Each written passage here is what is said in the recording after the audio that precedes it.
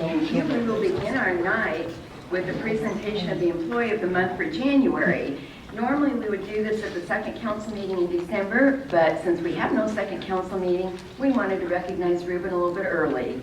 Ruben was just here not too long ago getting a length of service pin. So Ruben, come back on up, and please bring all your family and co-workers and friends with you. And Mr. James Witt will be introducing Ruben.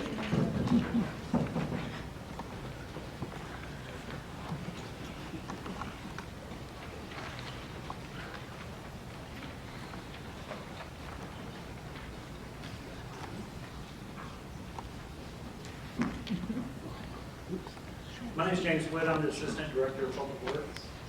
This is Ruben Cardenas. He's one of our lead men in the Water Department of Public Works.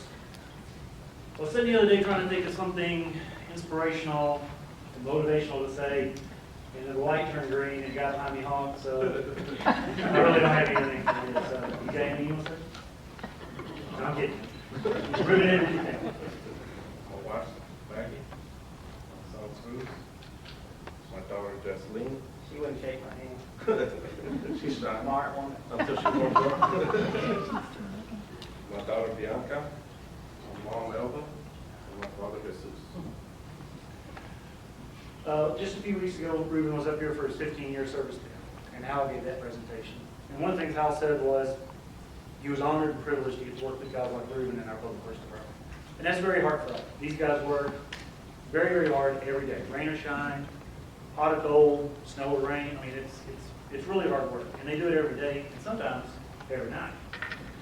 I spent about 8 years out in the field myself, so I really appreciate how hard these guys work. On top of fixing water mains, relocating fire hydrants, replacing meters and curb stops, Ruben is also in charge of our water quality. It's one of those things that happens behind the scenes. Most people have no clue what goes on with delivering that water to your house outside of the pipes. We have samples that have to be taken every single day at different places throughout the city. It's actually quite hard to pull a sample and not contaminate it. You'd be surprised. It's quite a little process to get a good sample. And those have to be taken to the lab. On top of that, there's reporting that has to be done both to our water supplier, TRA, TCEQ, there's EPA standards.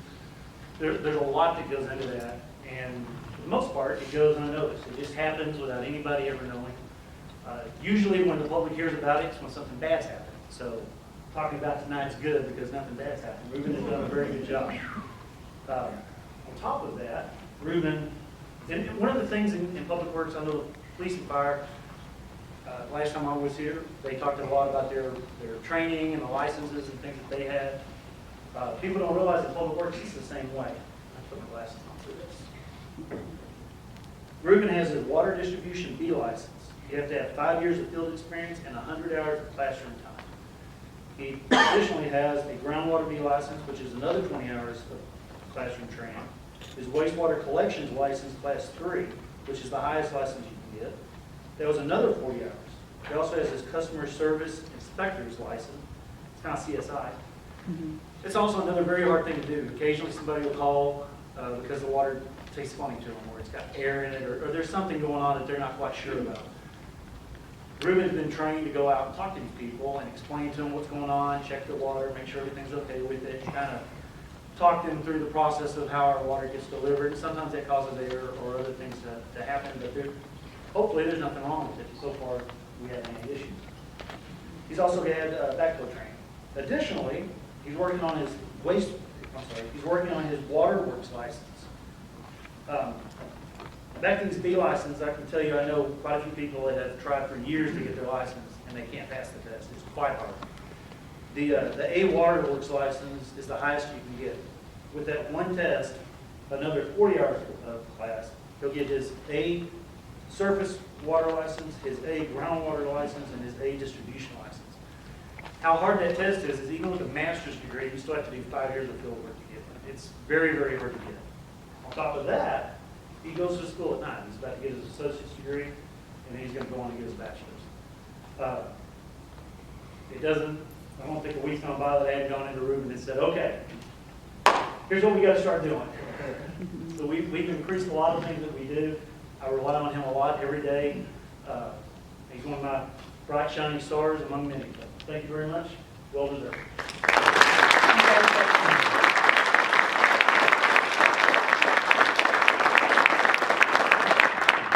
Come on up here, Ruben. And this is for you, Miss Eva.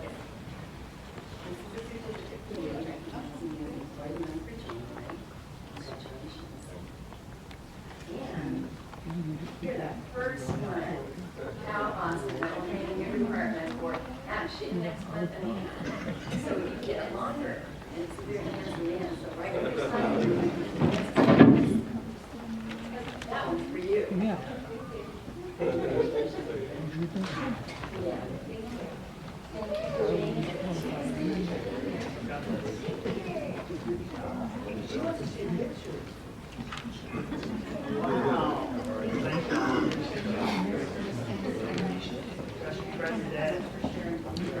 Thank you for sharing your data.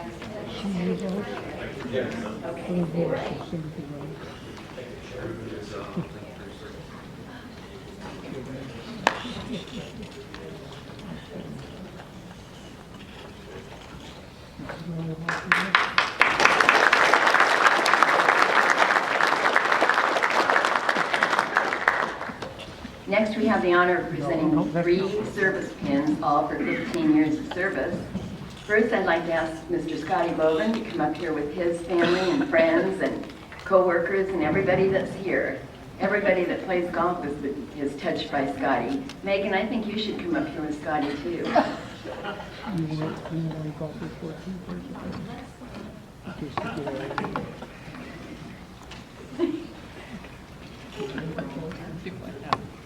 Scott may look familiar to you because he was here last council meeting because he received the Employee of the Month for December.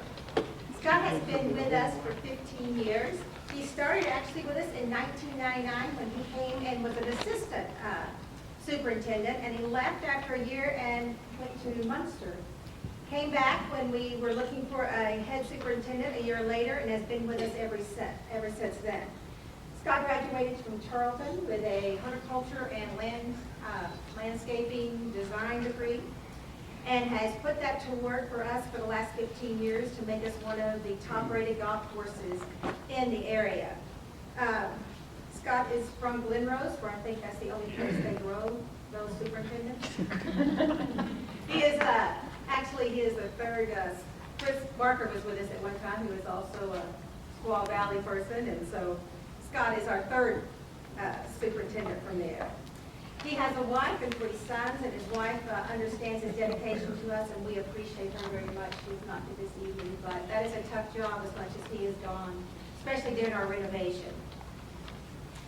Scott is well respected by all of his managers and the crew and by the other managers in the facility.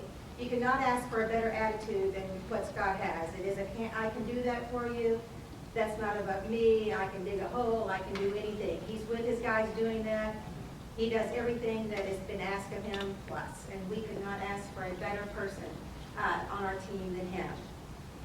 He has been mentioned in the Star-Telegram, in the Dallas Morning News, and Avid Golfer for his knowledge of course management, and what he has done with our course over the last few years is amazing, and we are very pleased to have him, and we hope to have him for another 15.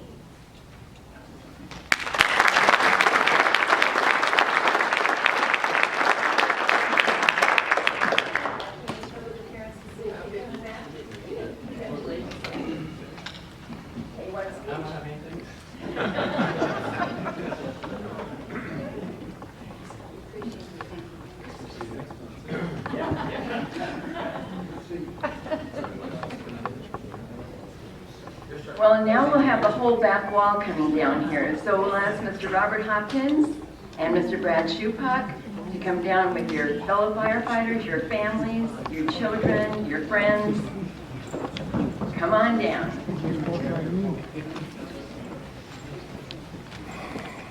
Did you get my bill? Yes. Okay. You're not very nice. No. You didn't qualify, did you?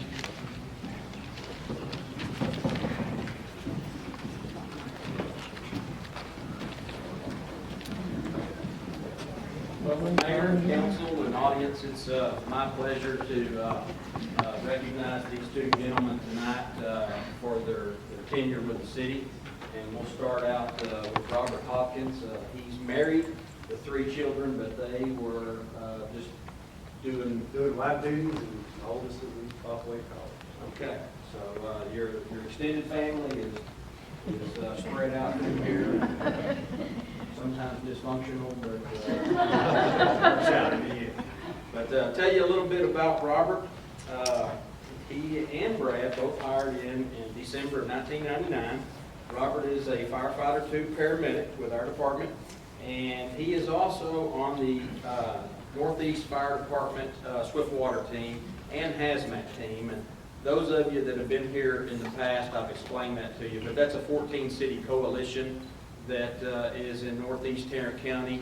And if we had a hazmat incident or a water rescue, if Robert was on duty, he would be one of those responders into one of the other communities if we were so called. He is also certified in wildland firefighting. He is a certified fire inspector, has an advanced firefighter certification, and he is also a police officer. He works part-time on his days off for Pantego, full-time. So you've got 2 full-time jobs. And so he works at Pantego in the York Division, and does that and balances those 2 balls, fire and police. Now, one of the things that I found interesting when I was looking at Robert's bio is that you got your introduction into the fire service from your parents. Correct. They started a volunteer fire department in Joshua. Just outside of Johnson. Outside of Joshua. What year was that? 1978. So you're a young man. You get exposed to all that. Robert is also a master mason. He's a member of the Mazda Shrine. And in 2000, he was Rookie of the Year and also 2001 Employee of the Year. He has numerous commendations, both of these gentlemen do, and in 2008 received the Civic Achievement Award. And as I said, Robert is a family man, and his children and wife are just had other things going on, but we're glad to have him. And how many more years you think you got? At least 5. 5. We'll take that. We'll take 5. Congratulations.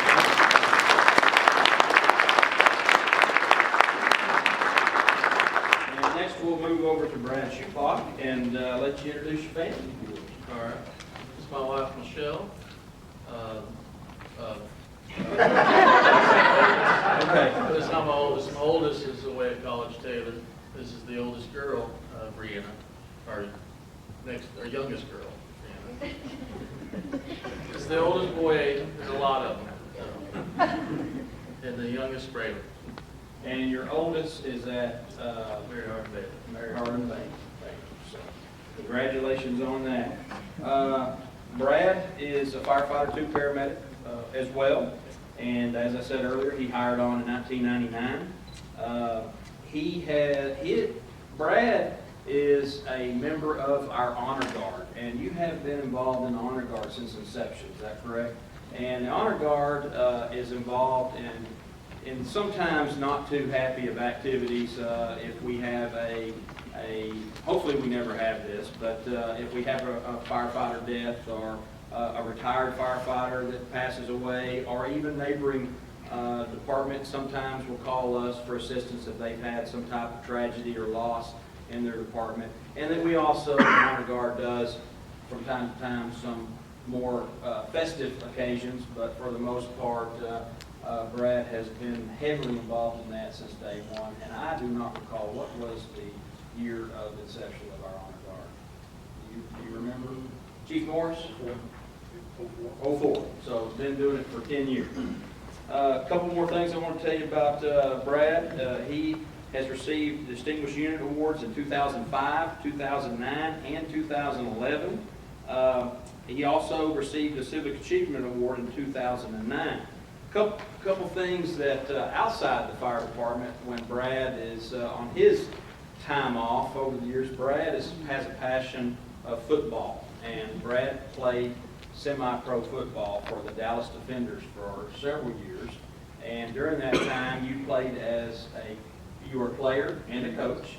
And y'all won 2 or 3 national championships during that time. Two is, one is a player and one is a coach. One is a player, one is a coach. And so Brad knows a lot about football. So he carries that over and is a coach for, let me remember so I don't mess this up here, for Dallas Lutheran Junior High football team, and is also the assistant coach for the high school team. And he has been athletic director with Wiley Preparatory Academy since 2007. And so Brad, you can tell Brad's not a guy that you mess with. And I just go by what I've heard, and that's good enough for me. So I'll leave it at that. So Brad, how about you? How many more years you think you've got? You got more than 5 on me? Okay. Well, will you give us 5 more? I will. Okay. Well, we're glad to have you and appreciate both of you guys. Congratulations.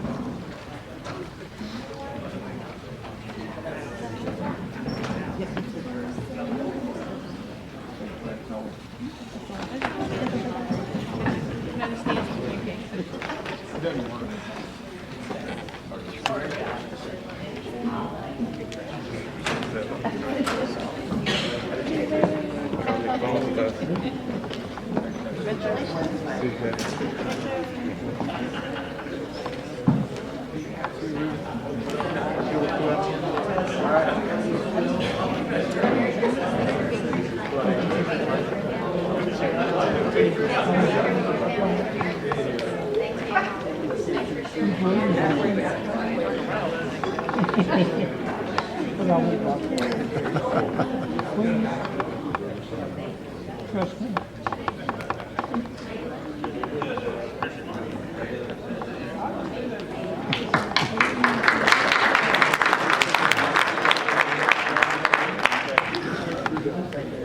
Next, we'll move on to our consent agenda items, and I will ask Ms. Getchell to address those. Mayor and council, item number 3 is to consider authorizing the city manager to execute an engineering design contract with Elliott and Hughes for the design of the FY 2015 sanitary sewer project. This project includes the replacement of several sanitary sewer mains in the vicinity of Crane and Donley, north of Harwood, Town Creek Drive, Carter Drive, Westport Circle, Newport Circle, and Ashbury Circle. The estimated cost of the design is $77,000, and this is under budget. Item number 4 is to consider approval of the city council minutes of November the 25th, 2014. Mayor, I move approval. Thank you. Mayor, I'll second. Thank you. The motion was made by Councilmember Stiniford and seconded by Councilmember Price. Please cast your votes.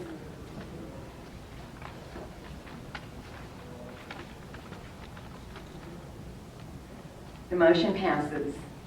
Item number 5 is to consider approval of the City of Euless Americans with Disability Act Transition Plan. And once again, I'll ask Ms. Getchell to talk about this. Mayor and council, the transition plan is a self-assessment of any barriers that currently exist in the city and a plan to correct those issues for those with disabilities. The plan includes a grievance procedure for accessibility complaints, a listing of barriers that have been identified, an action plan to correct those items. It also includes a list of those items that have already been corrected. It specifically includes a list of sidewalk and curb ramps that have been improved and those that remain to be improved. It's a fluid plan. It's a plan that we will need to update periodically. With your adoption of this plan, we will use this as a guide for many years to come to begin addressing or to continue addressing those issues that have been identified. I want to give special thanks to Connie Scott, our ADA coordinator, and all of the department liaisons that have worked to put this together for us. And we would ask that you adopt this plan, which we will use as our guide in the future. Thank you. Do we have any questions or comments from council? Mayor, I move approval. Thank you. I'll second. The motion was made by Mayor Pro Tem Eilenfeld and seconded by Councilmember Tompkins. Please cast your votes.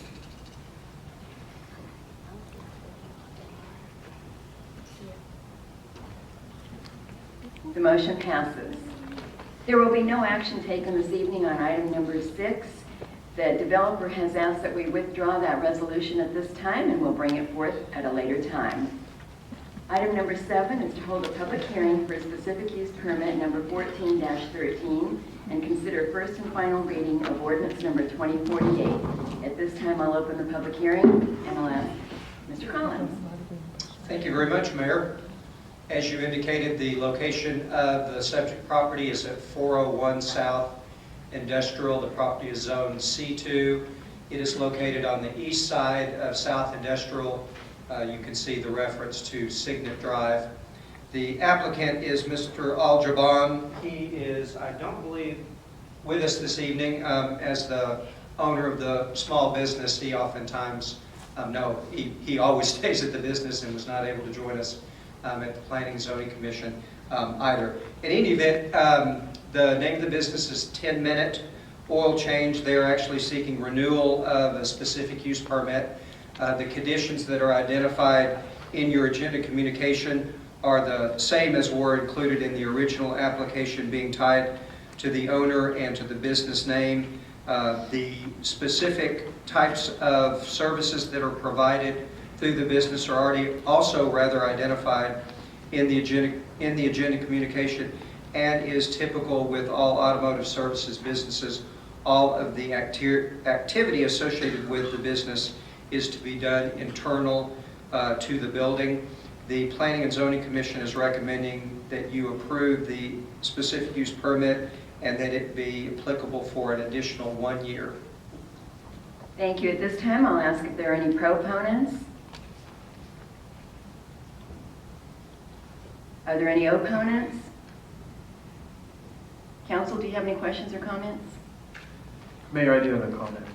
Being the kind of the closest neighbor to this location, this business has done a lot for their exterior. They have kept it up, and they have kind of fixed some issues that have been brought to them. So with that, I make a motion we approve this with the 8th. First, we need to close the public hearing. Let's close it. Just 1 second. We'll close the public hearing at this time, and Mayor, I'd like to make a motion to approve this case, this SUP with the 8 stipulations from Planning and Zoning. thank you. I'll second. The motion was made by Councilmember Tompkins and seconded by Councilmember Stiniford. Please cast your votes.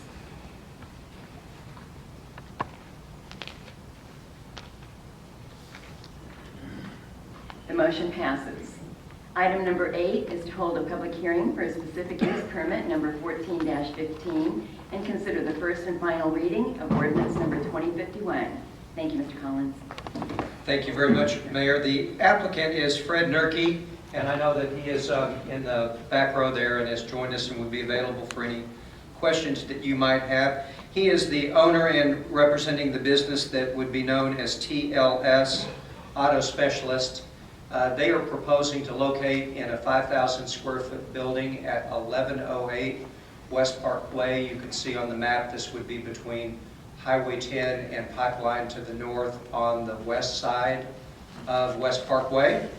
They are currently located on Trinity Boulevard in Fort Worth. Due to the success of the business at that location, they have outgrown that, and they have identified this building here in Euless, and they believe that it can fit the needs that they have and to be able to perform their business within that building. The Planning and Zoning Commission had considered this at their last regularly scheduled meeting and are recommending approval to you with the conditions that are similar in nature to what you had just considered in the previous specific use permit, and that is that the activities would be confined to internal to the building. And again, in one specific section, there is specifically identified the automotive related services that would be provided by the business. And as this is the first consideration of the specific use permit, it is being requested that this be granted for a period of 1 year. And again, Mr. Nurkey is here and would be available to respond to any questions. Thank you, Mr. Collins. At this time, I'll ask if there are any proponents. Mr. Nurkey, is there anything you would like to say? Thank you. Are there any opponents? We'll close the public hearing, and I'll ask council, what's your pleasure? Mayor, I move approval. Thank you. Mayor, I'll second. Thank you. The motion was made by Councilmember Bynum and seconded by Mayor Pro Tem Islandfeld. Please cast your votes.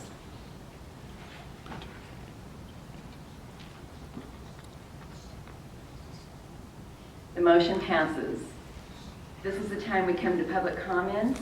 If there is anyone in the audience who would like to make a public comment, feel free to come up to the microphone. No public comments, so we'll move right on to council reports. Are there any council reports?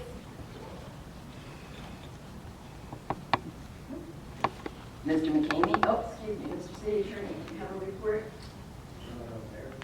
Thank you. Mr. McKamie. Thank you, Mayor. That meeting went by awful fast for me. And the truth of the matter is, the last 41 years have gone by fast. 42 years ago tonight, I did not know where the city of Euless was.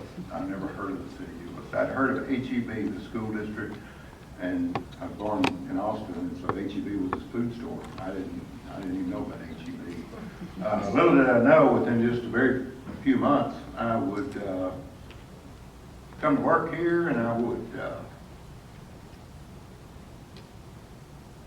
meet a little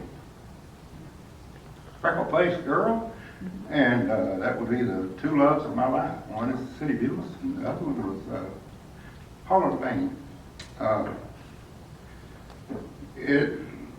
26 years in the police department and 15 years now at City Hall. It's been a great career, but I've known for quite some time that the writer of Ecclesiastes, King Solomon, spoke very true words. They're all true, but King Solomon said, to everything there's a season and a time for every purpose under heaven. My season here is done. My purpose under heaven is not done, but my season here is done. So tonight I am announcing my retirement. I hate to do it with an election going on. That's really bad, but it has nothing to do with the election. It's just the time of life. My retirement will be effective January the 31st or February the 28th, I guess, depending on whether there's a runoff election. It's unfair to leave in the midst of an election, so it will be one of those 2 months. And I guess we'll find out in a few hours what that might be. I was hired by the very first employee of the city of Euless, Blackie Suster. One of the things that set Euless apart for all these years is continuity of management. And I believe continuity is critical. It doesn't matter what kind of organization it is, continuity is critical. One of the things we miss in our families the most these days is continuity. Continuity has served us well. So my sincere hope and encouragement is that as the city council considers who my successor might be, that you give extremely strong consideration to the other woman in my life, and that is Loretta. She has learned this job well. She cares deeply about this city. She cares deeply about the employees and the retirees, and I want her to care deeply about the retirees, you know. So that is my strong encouragement. Obviously, it is the council's discretion, but I encourage you to give strong consideration to Loretta. To each of the employees, my deepest heartfelt appreciation. To the citizens, man, y'all been a great group. To Mr. Hogg sitting out there, Mr. Hogg was always one of my greatest friends and greatest supporters. And so I appreciate each of you. These guys with 15 years talking about 5 years more, that's a blink of an eye. It goes by quickly, but it's time. So thank you to each of you for the opportunity to give.